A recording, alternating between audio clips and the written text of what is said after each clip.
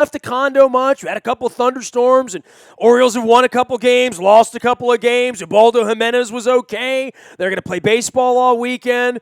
But last week there was a parade in Pittsburgh with the Stanley Cup, which would not have been so bad had there not have been a parade in Cleveland this week for the NBA championship and LeBron James. So, I figure this is like, my wife's had cancer a couple of times. It's been kind of a little dark period in my life. Why not just get all of this out at the same time? Let Duke win. You know what I mean? Let the bad guys win in wrestling, Cleveland and Pittsburgh, back-to-back parades. I am wearing, just to soothe, self-soothing right now, I'm wearing my 2001 Super Bowl lid out on Facebook Live at WNST TV.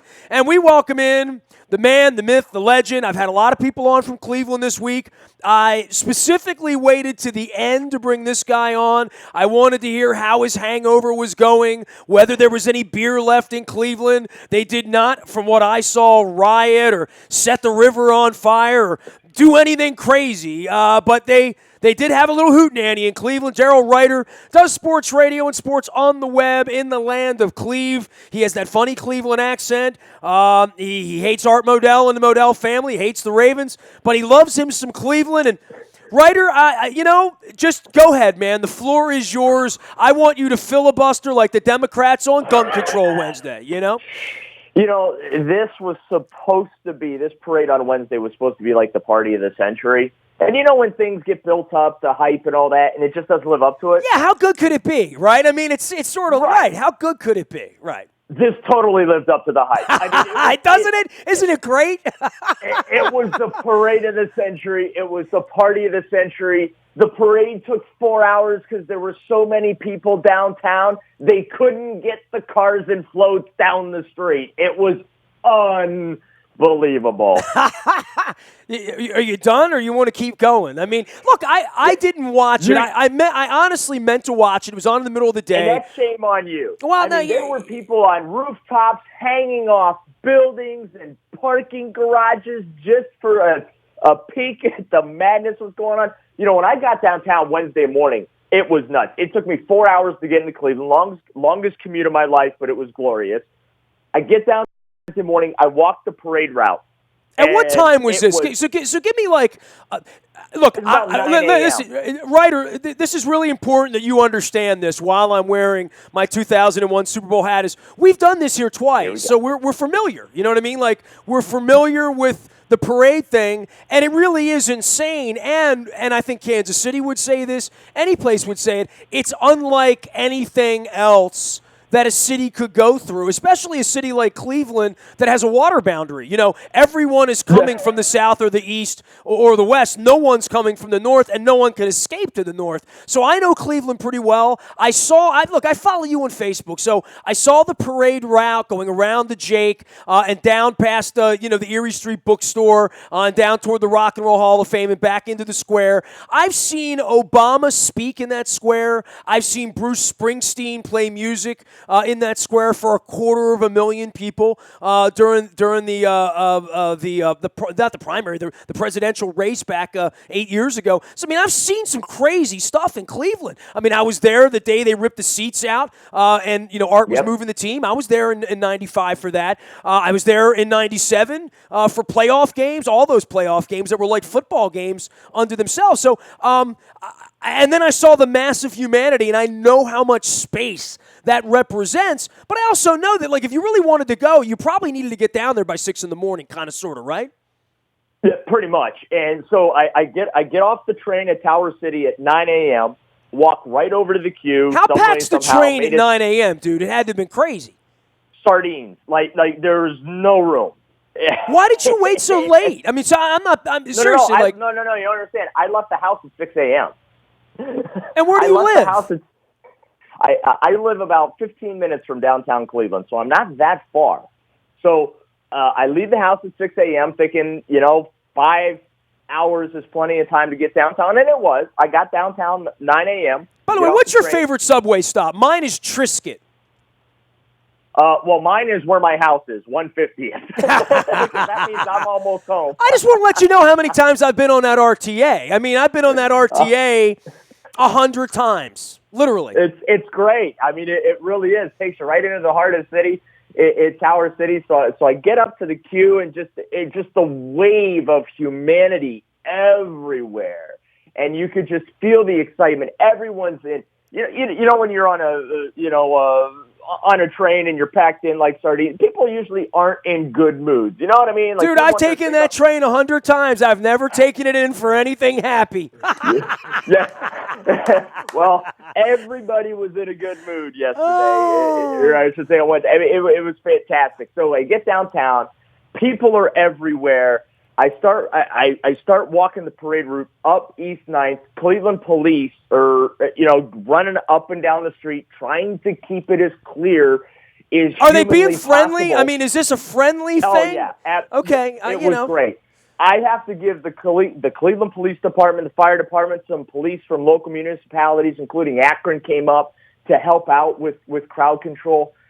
Now, I don't get caught up too much in estimates because that's exactly what they are. They're just the best guess. I call poppycock on 1.3 million, by the way. That's just me. But I know how much 1.3 million is because I've seen it at a Stones concert in Rio. And 1.3 million people is like, that's a lot of people. It felt like there was at least a million there because at the intersections, every intersection at East 9th, the crowd went deep. Like it went back to the next street at those intersections. So I can believe that there were close to 1 million people downtown. Where were you stationed in this? Crazy. I mean, did you stay still or did you move around? I moved around in both of our parades because I was sort of inside the rope with the media. I mean, at one point I was walking with Ed Reed with the Lombardi Trophy, and I have video all this stuff. I put it all up, but I'll be honest with you, man. Moving around for anybody. Look, all the kidding aside, right? I mean, your city's had its problems. Our city's had its problems. Race, violence, lots of violence, lots of drugs, lots of bad jokes on both sides of the fence. We had the wire. You had the fire. You know what I mean? I've never felt more frightened in a crowd than I did during the 13 parade, and I admitted that. I mean, I saw real potential for violence, death. Like, I saw really bad stuff happen during our parade. And anytime I see that many people coming together and knowing that criminals can also, prey upon that, and God forbid the Boston Marathon. And when I see that kind of a crowd, I always sort of cross my fingers and hope that I'm not reading about anything awful, Thursday morning or Wednesday afternoon or seeing anything on Twitter that's untoward. But I'll tell you, man, as much as it brings people together and it's wonderful, and you must admit, there's a lot of people there and only a few police. And for that, I'm really happy that everybody was cool there. Because everybody was not cool in Baltimore. I promise you that. Yeah, I never once did I question my safety, even though, like I said, I had, and this was great about Cleveland. As soon as there were certain people, as soon as they saw who I was, like they made way so I could get over to the rally to get into the media pit. There was no moving around. I mean, you literally were stuck in one spot. There was no inside the railing up East 9th to walk with the trophy or anything like that because there wasn't room. When you got there, that's where you were, right? Like it's kind of like a Tokyo subway, right? Once it took me till about 11:30 to finally get to the rally point. So you're talking about a 2.5-hour walk through the parade route. Wow! Just to get to the rally point. The rally was supposed to start at noon. It didn't start until after 3. Let me guess. Cell phones weren't working either, right? No, I couldn't tweet. I couldn't send any pictures out. I felt like I wasn't doing my job and making people feel like they were there that weren't there because phone was dead. I just turned it off and tried it again like at 7 o'clock at night when everybody went home. But it was an unbelievable scene, an unbelievable atmosphere. I've watched a lot of parades, unfortunately, on television, so I know how these things look. Everyone in Cleveland has, right? Right. Yeah. Well, until yesterday. Thank you very much. But when there's space on each side of the cars, and the players will get out of the floats and go over to the crowds or whatever. I mean, as the cars are moving up East 9th Street on Wednesday, the fans were right there to high-five them and shake hands, and the players were signing autographs and doing selfies and all that. Why don't those guys wear shirts? Can you just stop right there, all right? Hold on. Dude, I mean, wear a championship shirt. You don't need to have a tie on. You don't need to have a jacket. Just, look like you got your mom's watching. You know what I mean? I get it. You got tats and you got guns, but just wear a shirt, somebody, for a little while. Here's where it came from. So they go to Vegas after winning the final. I saw it was on TMZ. Yeah. Yeah, so they go to Vegas. They had themselves a hell of a good time, well-deserved, before they hopped the plane and come. By the way, Monday morning, you want to talk about a circus, another 20 to 30,000 showed up at the airport to welcome the team off the plane. That was incredible. Now, I saw you at that thing there at the IX Center down by the airport, and I saw LeBron walking with the trophy along the barbed wire fence. So, I mean, this stuff all comes to me. The troll job. Yeah, I mean, he had the troll job of troll jobs. The frog with the T. That's kind of like the kiss my backside to haters or whatever. That's on social media. Dude, act like you've been there before. You've been there before. Really. Then he wore the Ultimate Warrior T-shirt, and I thought that was the greatest dig at the Golden State Warriors ever. And so here's where the shirtless deal came off, because that's what you're asking about. So J.R. Smith came off the plane not wearing a shirt, and I swear to God, I think that when he came off the plane, it was a situation where someone handed him a pair of shorts and said, "Dude, you got to wear some shorts before you leave the plane." Well, 6 hours earlier, everybody in the world saw him dump all that champagne over that girl's head on Periscope, right? Oh, that was a lucky young lady. Or in JR's case, he was very lucky. I'm thinking they all got lucky on the way back. I'm thinking whatever happened on the Zeppelin plane in Vinyl was going on somewhere over Omaha on the route back to Cleveland at 5:30 in the morning. Yes. What to do when you win a championship on the West Coast? Sergio, load the plane. We're going to Vegas, right? Yeah, so it lived up to the hype. Like I said, people were on top of rooftops. They were hanging off parking garages, just anywhere, office buildings. You look at the windows, and everybody's standing up against the glass looking down. It, though, from Quicken Loans Arena, wrapping around it, all the way around Progressive Field, and then straight down East 9th up the lakeside into the rally point. It was just a sea of people. There wasn't any room to breathe, and it was glorious. It was a fun time. It was hot. Everyone was dehydrated, but everyone was just in a great mood, and it's something that I'll tell my kids and my grandkids about. The thing, though, that I enjoyed most, Nestor, was as I was making my way to the rally area and trying to squeeze my way through everybody to get there, stopping and talking to fans and hearing their stories of where they came from the parade, whether it's they drove all night from Baltimore, from Connecticut. One person drove from North Carolina. People flew in from Florida, California. I saw it all over Twitter, and all over Facebook. I have friends from Cleveland that are everywhere. I have them in Atlanta. I know them in Phoenix. I know them in the Bay Area. And most of them I know flew in for it, They did. Yeah, that's what made this great. Listen, if there's another parade here in the next couple of years, which I think that there will be, because the lid has been lifted, the pressure's off, I think that there's going to be more parades. Dude, it won't be the Browns, by the way. So, no. Okay. As long as we're in agreement on that.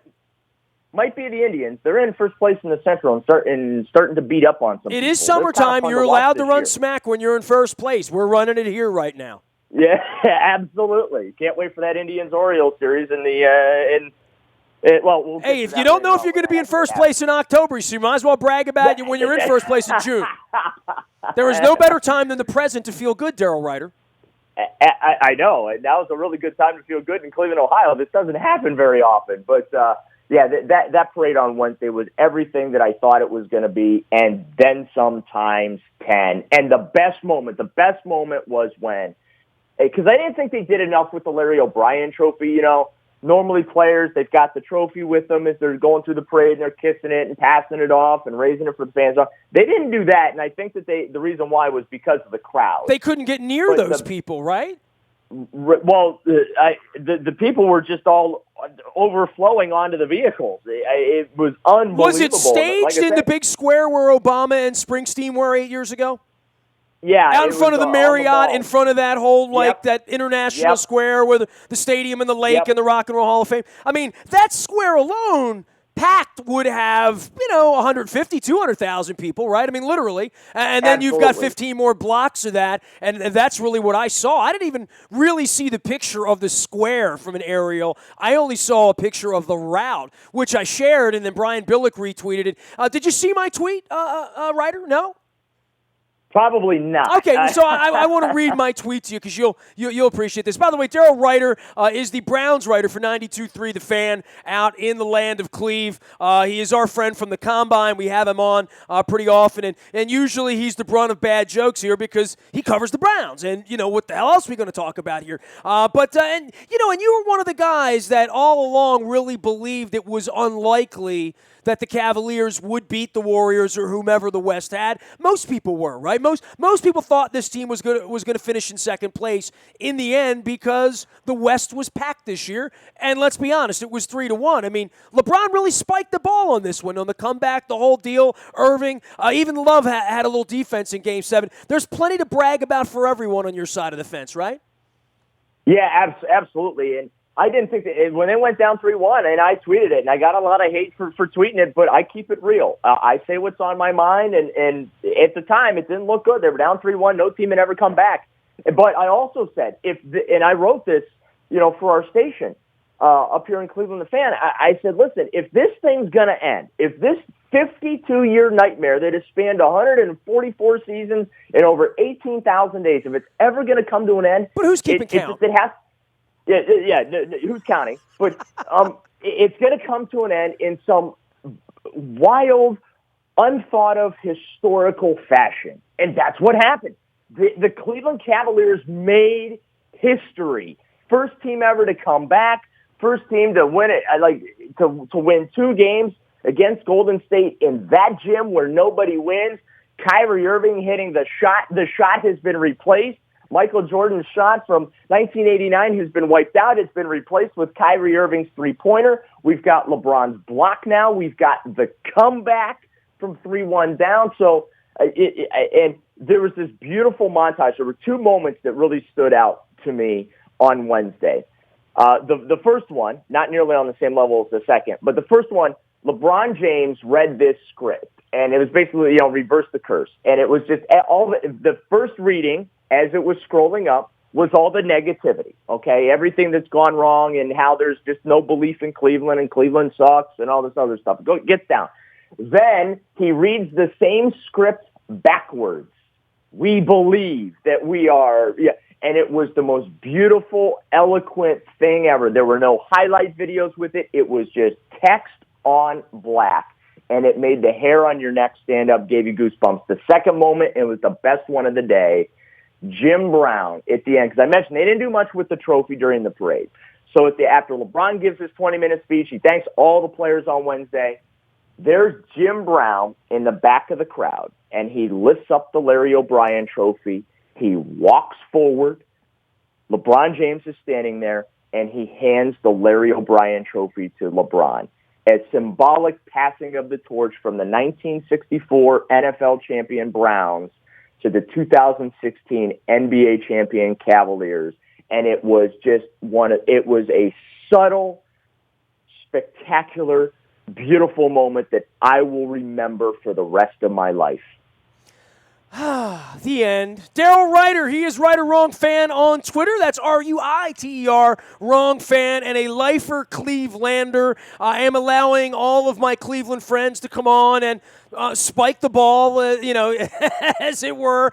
So my tweet, Ryder, was real simple. I put the picture up, and I thought this spoke for everyone. Finally, God decided to love Cleveland.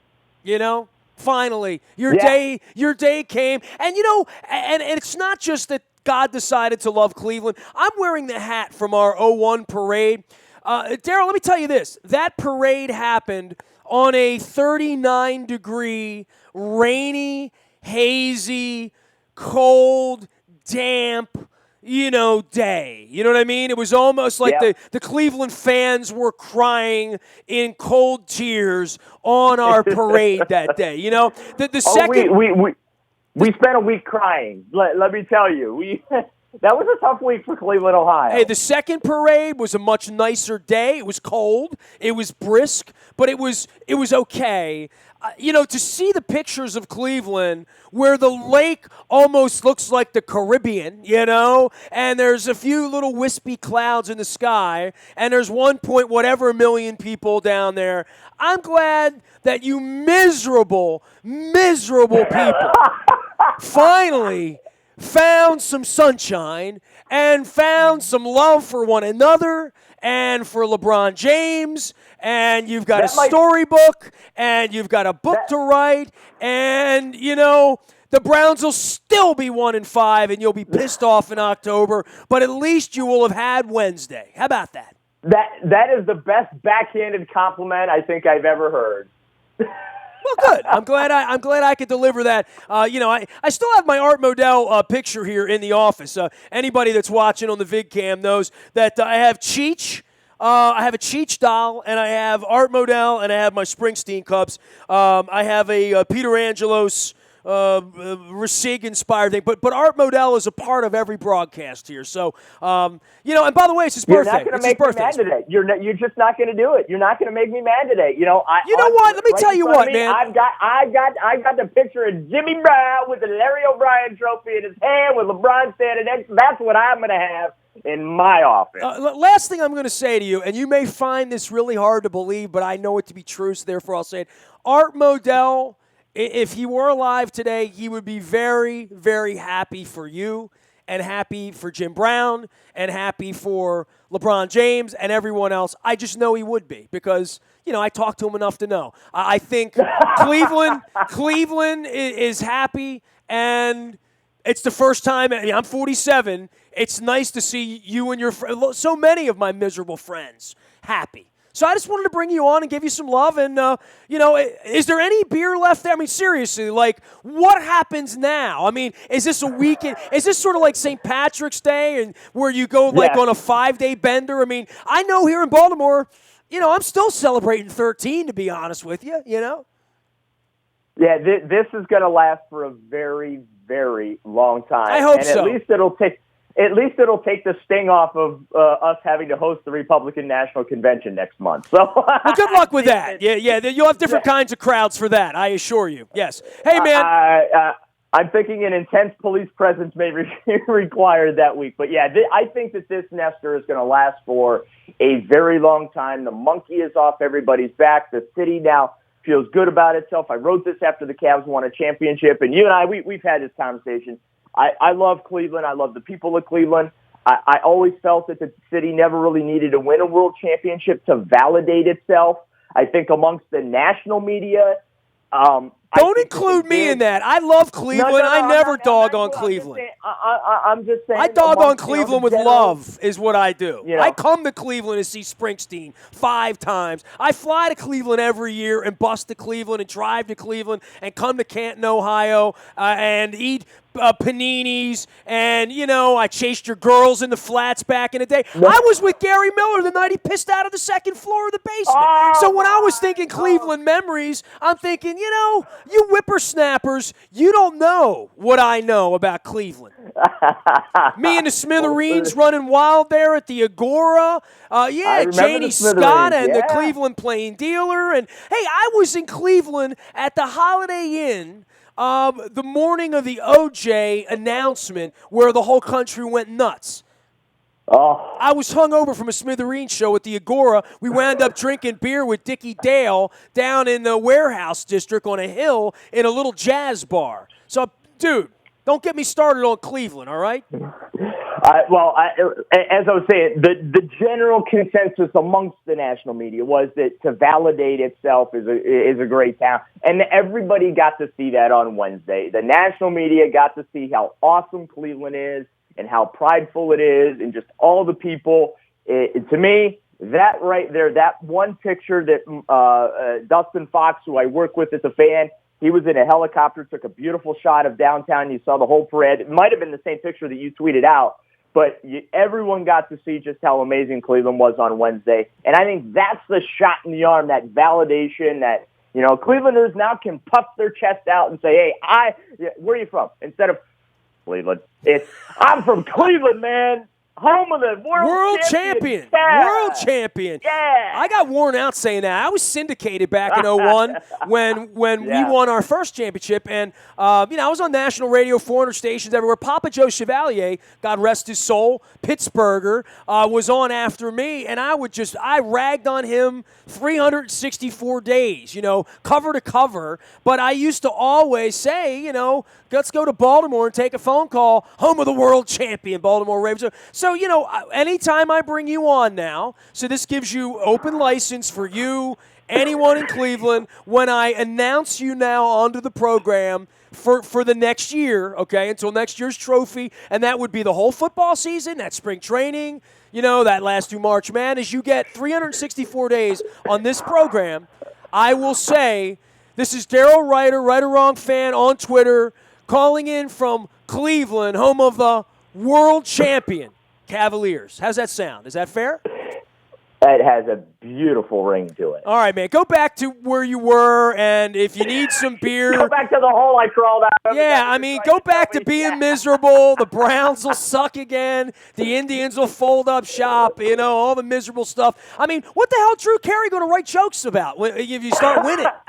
Well, you know what? I got to give Jimmy Fallon some credit. Earlier this week, he made and all the late comedians that always lampoon Cleveland. They opened up to congratulate Cleveland and the Cavs for winning the championship, and Jimmy Fallon said something to the effect of that. Now sports writers aren't going to write about what a loser Cleveland is, and he said, and then he added, and then the Browns said, "We're still here."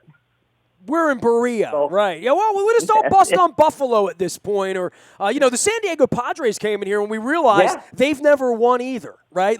They've had a baseball and a football team for the better part of a century, and they almost lost their football team, and they've never had a parade either. So, San Diego has some other assets. I'm going to be honest with you. Yes, I just don't mean the fish tacos. So, Ryder, I got to let you roll, man. Drink, be happy. You're in the home of the world champions. How much money have you spent on gear so far? Nothing yet. I'm one of those people. I let the waves go. I will not. I refuse to stand in line for 6 hours to buy a T-shirt. Dude, you don't have a hat or a T-shirt yet. I will be going this week to take care of that problem. Here's what I want you to do, okay, for comedy, because I do follow you on Facebook. Take your shirt off, okay? Take a selfie of yourself. Nobody wants to see that. And say that you're wearing the Smith championship gear. You got the new model, right?